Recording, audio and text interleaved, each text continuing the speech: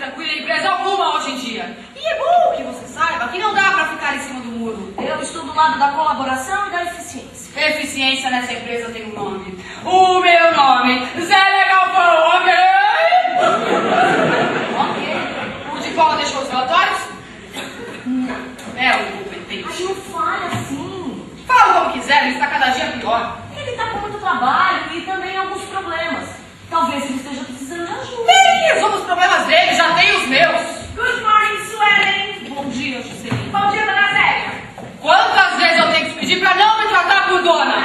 Mas isso não dá certo, né? A senhora é minha chefa. Quem tem chefe índio? Sou sua superior. Você tá falando pirata, dona Zélia? Não me chame de dona! Se Se o Severo não tivesse tanta consideração pela senhora sua mãe, você já estaria no olho da rua há muito tempo. O que minha mãe tem a ver com essa questão empresarial? O Severo já chegou? Já chegou.